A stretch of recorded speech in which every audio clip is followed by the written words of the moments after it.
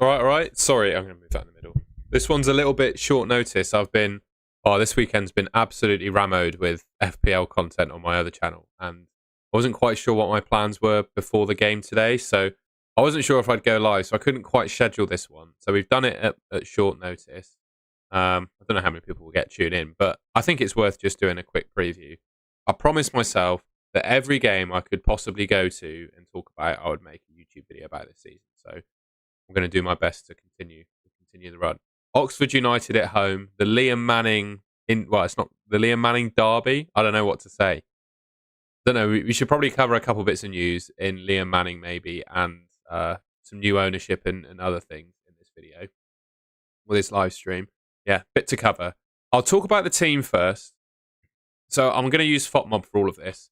So what I've got here is a view of the game. And I was going to do the lineup predictor tool to predict the 11, but I don't think, I don't know about you guys, but I don't think it's too hard to predict the 11 today. I don't think you can spend too long chewing the fat over who's going to be in our team, really. I think our team is pretty settled. I mean, it's going to be Vitek in goal, Atkinson. You'd have to hope Dickie's recovered. I think he was feeling his calf during the Sheffield Wednesday game. He's obviously had a week and a day to fix that up. So I reckon he'll be back. Finer on the right. McCrory, Randall, Knight and Sykes.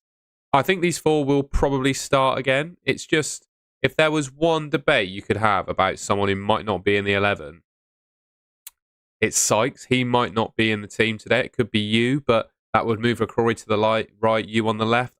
I don't know. I don't think that's going to happen, to be fair. I think Sykes is going to start. Randall and Knight in the midfield. I think both of them are going to start.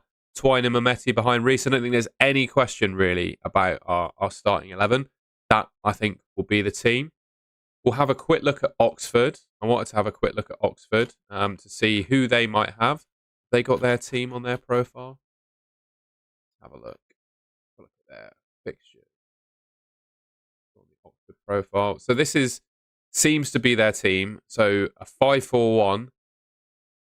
So coming in goal: Curry, Long, Heelick, Davies, Phillips. Is that Kevin Phillips? That is, isn't it?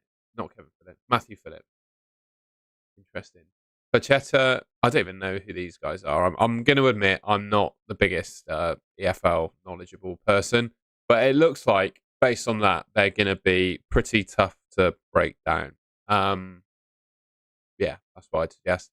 Brannigan, he's probably their best player, isn't he? They got Lancashire on loan. I think that's from Spurs, isn't it? Who scored 3. Brannigan's got a couple. So all of their goals have come from 2 players so far this season. Looking at the championship table, obviously we're in 3rd. I want the full table, please. There we go. We're obviously in 3rd, 11 points. And Oxford are 23rd. So they're currently sandwiched between the 2 Sheffield clubs that we have made look absolute pants, really, haven't we? So I think we're in a good place. I think this is a good fixture for us, in terms of league position of the opposition. 5 games, they haven't won a game yet. Lost 3, drawn 2. -3 on their goal difference. We're a +8. So the writing is on the wall for us to do well today. But I think, as Julian has correctly said in the chat, show his message, I have a feeling that 5 at the back may stifle us today. And I think that's the question, right? Can we do something that breaks down a low? I think they're going to play a lower block. Can we do something that breaks them down? That's exactly what Struber said in his pre-match press conference as well. He spoke about them potentially playing a low block. So I think that's something to consider. Let's have a quick look back at the game, see if there's anything else it's got for us.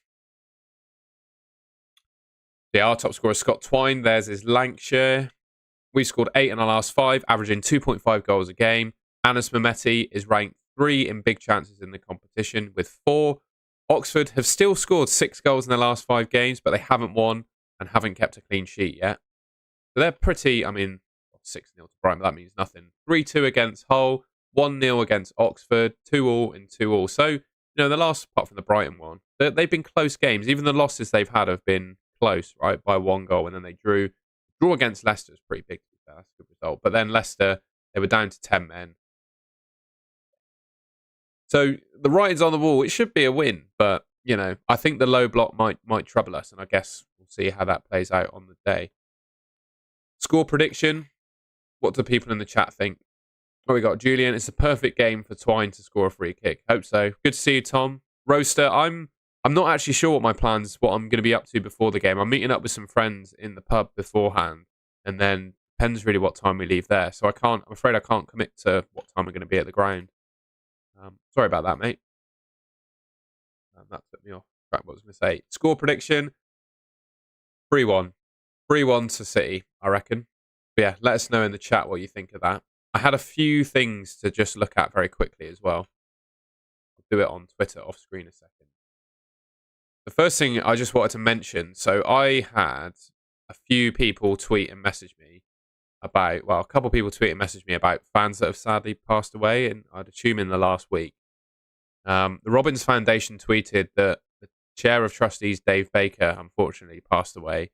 There's going to be a tribute to him pre-game at 2:53 p.m. apparently. So make sure to keep track of your watches for that one.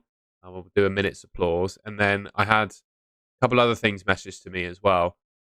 Jake I think this must be on Facebook. John Russ, unfortunately,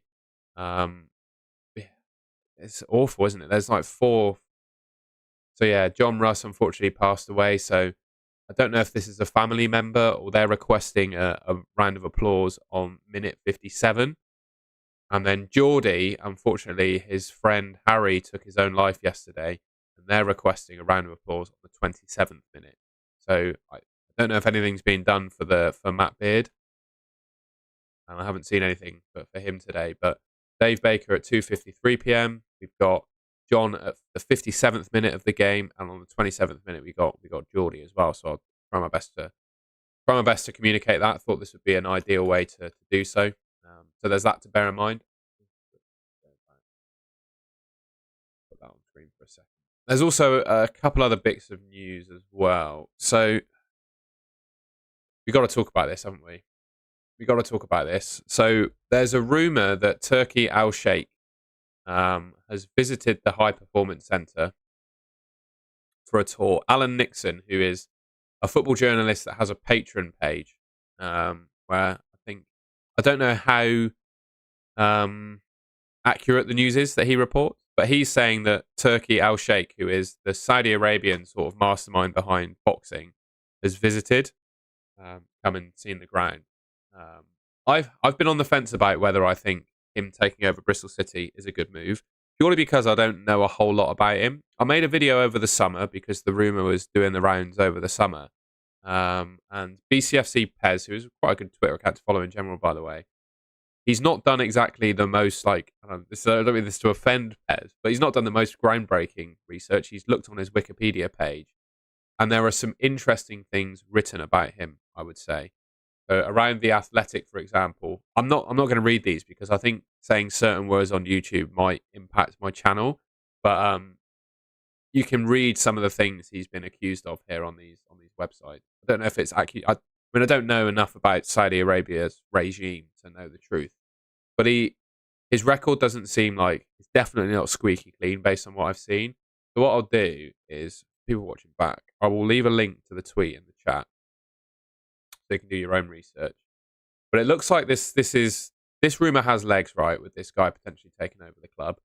It's developed legs as the weeks have gone on. The Lansdowns have said that they're looking for a sale, but there's controversy, I would say, surrounding this person. And also, we've got one more bit of news I think is relevant to talk about on the preview before we get into the game. I don't know how true this is, but NCFC Daily, which I think is a Norwich City fan account, I don't know if this is true, that he's going to be sacked. I don't think it has happened. But Liam Manning has not gotten off to the best start at Norwich. And that's obviously done the rounds on social media. Now, I'm not going to use this channel as a way to rip into him or whatever. I personally have no bad blood about Liam Manning. You know, he made a decision which is beneficial to his career and quite possibly his family too. I respect it. You know, totally cool. But he's the former manager of Bristol City, and it's quite interesting to see what's happening at Norwich. They've not won a game at home yet, I don't think. Norwich fans are not happy. So we'll see what happens. I think as Julian's just said, we play them in October. So we'll see what happens there. All right, 10 minutes in, we spoke about the team. Bit of a score prediction. I think the overall feeling around the game will be that Oxford will probably play a lower block defence than Sheffield Wednesday did at least, and probably be a bit more resolute as well. So we'll probably have a tougher time of breaking them down. But at the same time, they've not kept a clean sheet yet this season. We should win the game, but it's one where I think our ability to break down a team that sit deep will be tested. We spoke about new potential owner and some interesting developments that have come out about him. Well, it's not come out about him today, but have come to my light today. So I thought I'd talk about that. Yeah, the few fans, unfortunately, people involved with the club that unfortunately passed away. We got some rounds of applause for those at certain times in the game. And obviously Liam Manny. I think that probably covers us. 15 minutes-ish for a quick preview. Yeah. If anyone's down at the ground and they spot me, come and say hello. Like I said, I'm going to the pub with a few friends before the game, so I might be getting to the ground fairly late. But if anyone's about, fancy saying hello, do come say hello. Roaster, if you're about, mate, and you see me, come say hello. Same for you, Tom. We haven't caught each other yet, but I'm sure we will. But yeah, go on your heads and let's hope for 3 points later on.